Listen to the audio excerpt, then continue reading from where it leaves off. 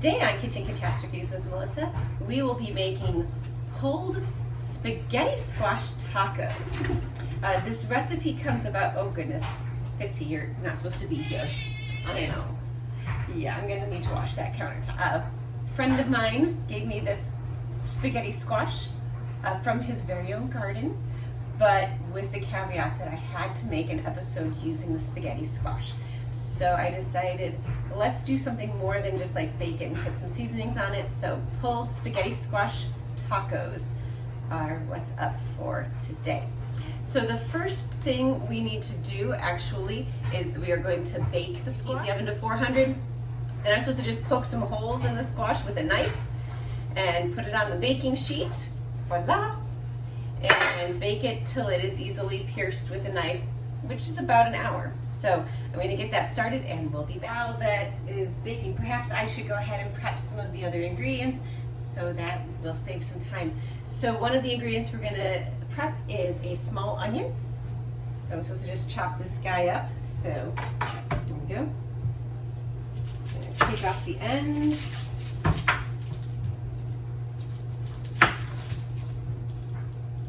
Cut it in half to peel it. Then we're just going to put it in my little handy dandy food processor over here. Kind of like it. It's, you know, it's not electric, so I don't know why I like that about it, but I do. So my adorable little food processor. Here we go. And onion and onion. Oh, that did kind of put it out of its place. There we go.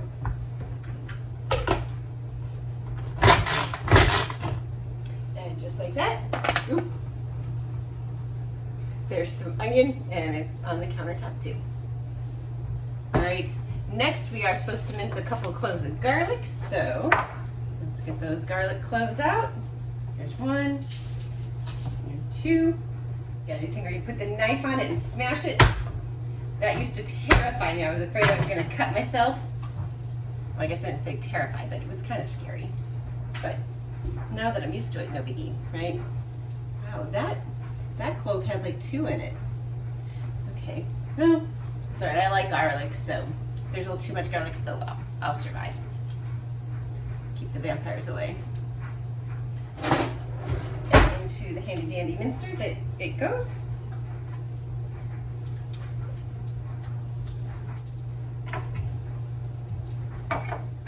And voila, the minced garlic, and I'm not going to dump that all over the counter. Then I need a half a cup of water. I need a 1/4 cup of tomato paste. Well, that's fun. 1/4 cup is only like half of the can. You can't tell, it's too dark. Half of the can. So, like, I guess we have to make another batch of this later or something, or I don't know, figure out something that I can use that uses only half a can of tomato paste. Next, I need a 1.5 tablespoons of apple cider vinegar. So I better give it a good shake because it's all the dregs at the bottom. Of course, I don't have a 1/2 tablespoon measure, so I guess I'll have to just eyeball the 1/2 tablespoon and well, that was a generous tablespoon.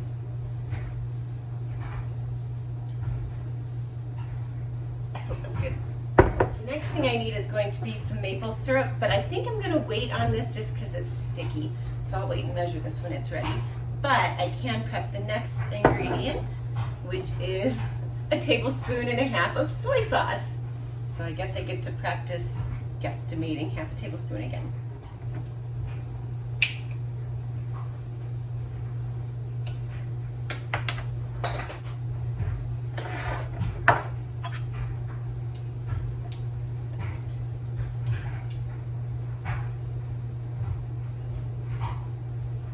Tablespoon. I hope that's a 1/2. That is pungent. I'll also be needing a 1/2 teaspoon of ground cumin. That's a really heaping. Let me level that.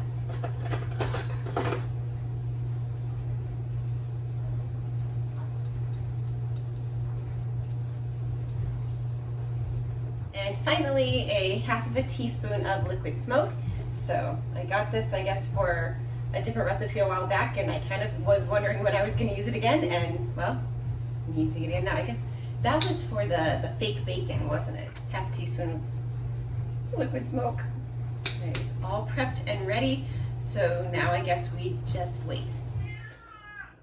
Thanks, Fitzy. So I have just pulled the squash out of the oven, and it now looks like this. And sorry, Fitzy's feeling talkative because it's almost dinner time, but his feeder's gonna feed him in about 7 minutes. So this will be fun. All right, so what I am to do next, it says we're gonna let that cool, and while that is cooling, we're going to coat the bottom of a medium saucepan with oil. I kind of have a large saucepan and a small saucepan, and I looked at what all is going in it, so we're going with the larger of the two. So at least to me, this is kind of large. I don't know, maybe to the rest of the world, it's medium. All right, so starting with 1 tablespoon of, well, it calls for, I think, vegetable oil. Yeah, but I don't usually do vegetable oil. I keep olive oil and sometimes coconut oil in the house, and that's mostly it, unless I have a recipe that calls for something special. So we're gonna go with the olive oil, and it's gonna be okay.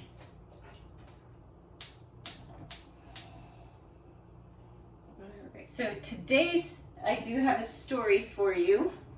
And in some ways, it's a part 2, although I was looking through to figure out what episode part 1 was in, and I couldn't find it. So I might not have told the part 1.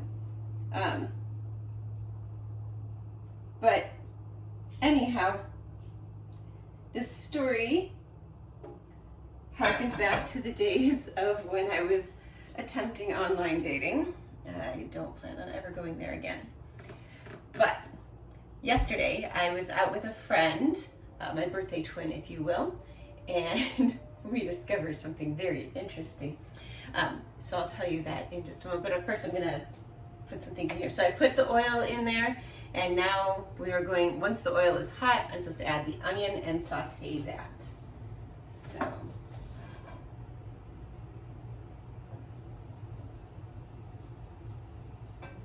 How do I know if it's hot? I can't tell just by looking at it if it's hot.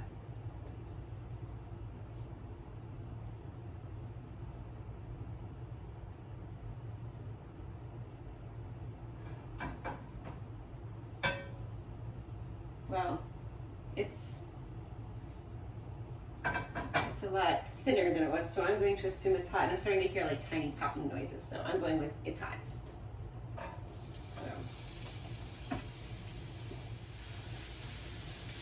So I'm supposed to saute the onions for about 5 minutes, and then I'll be adding the garlic for, I guess, another minute. I had checked ingredients before I went to the grocery store, but I apparently didn't check very well because I now have, oh, what's the mess? I now have 2 bulbs of garlic. So guess who's going to be looking for recipes that require garlic? I guess we've got the tomato paste garlic, so something Italian perhaps? Fitzy!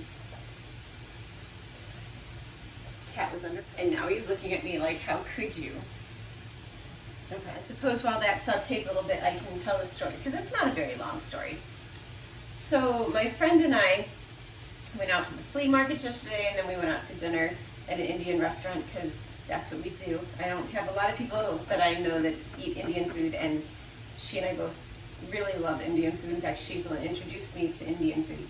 So as we are eating, we're sharing some stories. She was sharing about a date that she'd gone on, describing this guy, and I'm like, this guy sounds really familiar.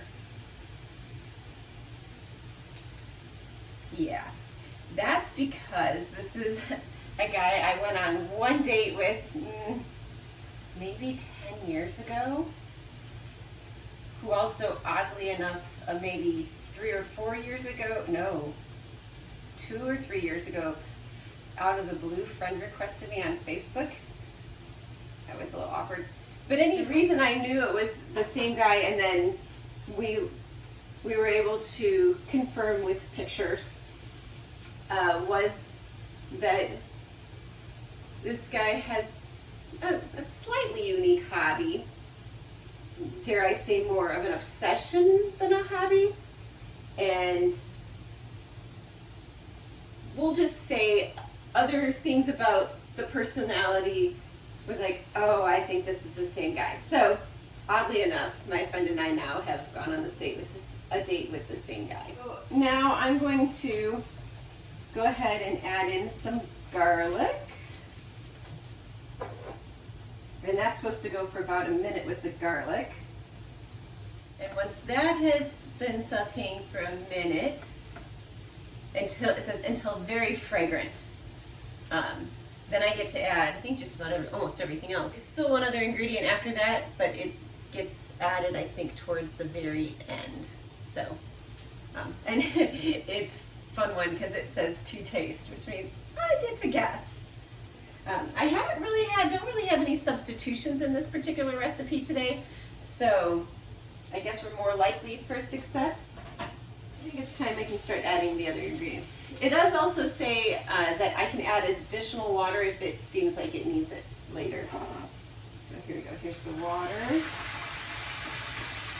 Ooh, that's a little spattery. Oh, that does smell really good. Okay.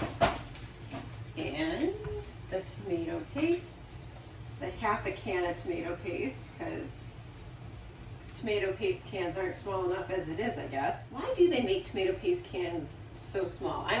Does anything else come in a can that small? I don't think so. But like a lot of times when you use them, you need 2 of them, so I don't know. If someone knows, please drop it in the comments, because I'm curious. And with the apple cider vinegar. The maple syrup is also a 1.5 tablespoons, just like most of the other wet ingredients. Probably a little more than a 1.5 tablespoons, but I'll survive. And the soy sauce.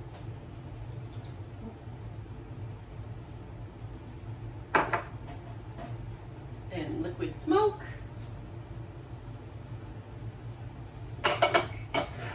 And cumin.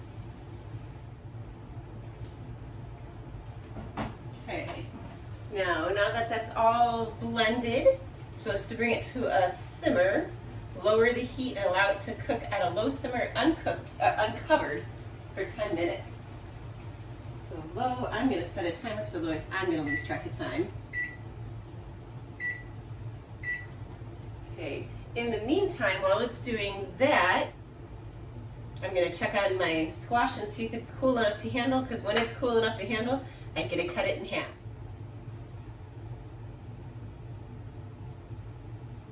I'm going to give it a little bit more time to cool, and we'll be back. So the squash is cool enough to handle. Interestingly enough, the bottom did that. I hope it's okay. I think maybe it's a sign that I probably should have punctured it a couple more times. Alright, but it says when it's cool enough to handle, we're going to cut it in half lengthwise. So here goes nothing. It's very wet. And once we've cut it in half lengthwise, scrape out the seeds and the inner pulp. Better grab my compost bowl. Yes, I keep the compost bowl in the refrigerator because I don't always get out there as quickly and I don't want Fitzy trying to eat from it. To take out the seeds. This nice big spoon. These seeds look just like pumpkin seeds. You know, I feel like I read somewhere that these seeds might be edible. I want to save them or not. I'll set them aside in case. Voila, I've taken out the middle. The other side looks the same.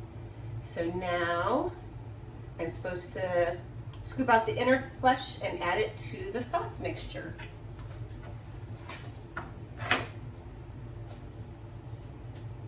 I think I'm supposed to let the sauce mixture finish cooking first though. And it needs another 3 minutes, so we'll be back. Sauce is ready, so now I'm gonna put the squash in there. In the meantime though, I did look it up and the seeds are edible and I found a recipe, so bonus recipe at the end of this episode. All right, so let's go ahead and take all this up. Fitzy, no. Oh, sorry. Cat.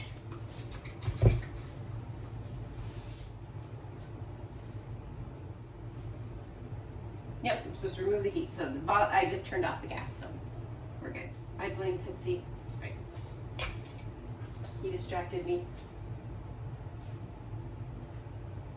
Oddly enough, I did not hear his food drop, and it should have dropped 17 minutes ago. When I say hear his food drop, he has a feeder, an automated one. Maybe I was distracted and it fell and I didn't hear. But if that's the case, he's much less likely to be trying to jump up on the counter here.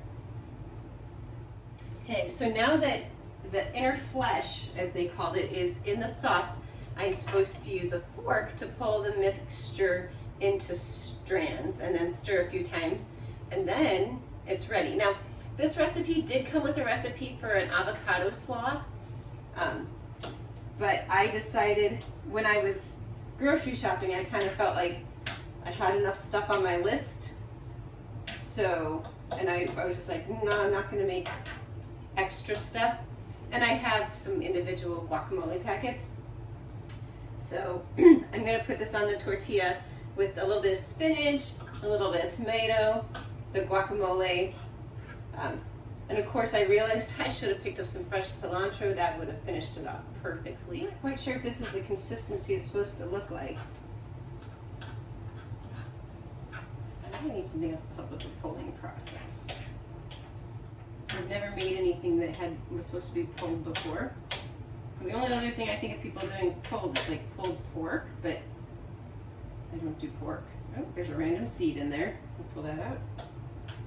Oh, another random seed. I think I just needed a second thing to help hold things still while I pull. So you can kind of see that consistency there. Ooh, look at that steam rise. All right, so I'm going to go ahead and place this into my little tortillas here. And impulse buy at the store. Golden kiwi. I did not know that was a thing. I thought it was only ever in green. Yeah, Fitzy's saying that's strange too as he's ironing the countertop, so I'm just going to step between him and the counter. Alright. So a little bit of on each of these.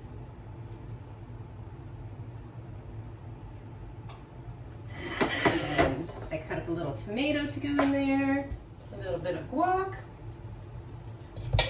So I wish you could see what I'm doing.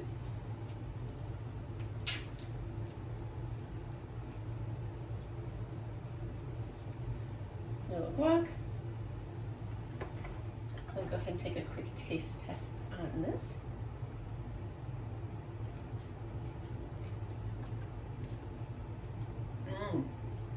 It is not a new taco sauce.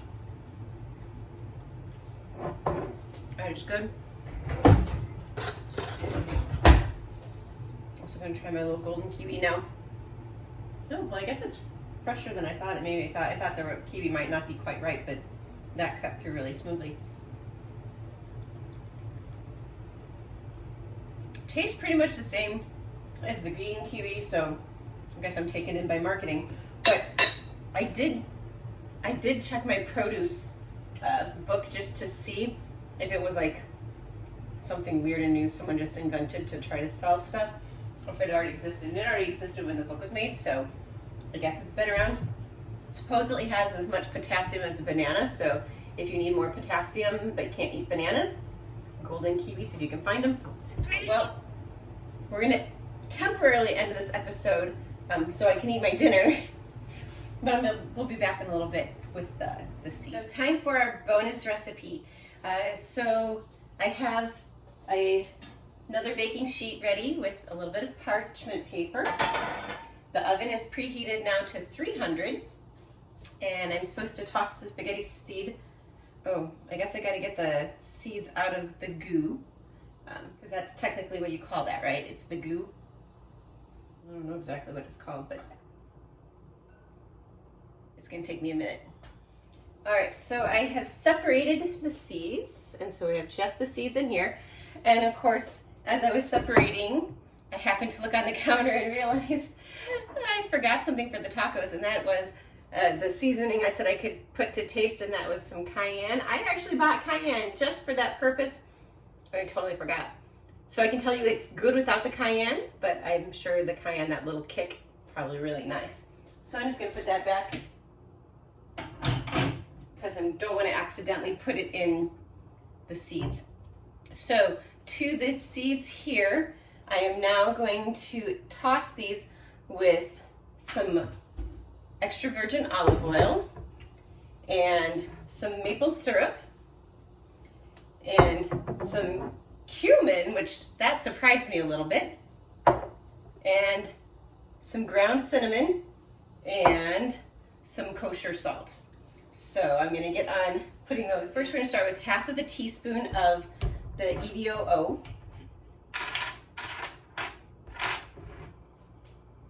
And then to that, we're going to add a teaspoon of the maple syrup. I was glad to have another recipe that uses maple syrup because I don't go through maple syrup very fast at all. Right. And then half a teaspoon of ground cumin. So I'm going to need to wash this real quick. Double checking, make sure this is the cumin. So half a teaspoon of the ground cumin. Then a half a teaspoon of ground cinnamon.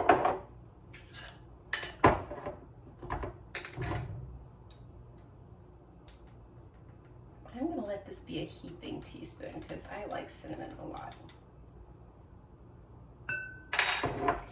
And then 1/8 of a teaspoon of kosher salt. That's 1/4 of a teaspoon. So somewhere between the dash and the 1/4 of the teaspoon, I think, because I think the dash, well, yeah, I think I'm going to just use the dash, partly because it's fun. All right. I do put the salt in now, don't I? I better, yep, just making sure. Okay, so now I get to toss that. Use this little spoon, I think will do. So now I'm gonna spread it and bake it for 15 minutes. And I get to stir them and then bake them another 10 to 15. So I will, I'll go ahead and pour them here. So I can show you what they look like. And we'll put them in the oven. I will be back after the second timer. So the timer has just gone off on our seeds. So I'm gonna go ahead and take those out of the oven now.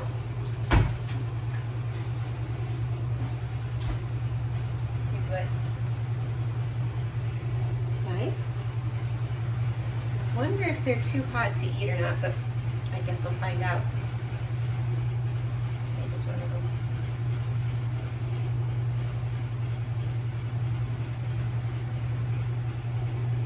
Oh, pretty good.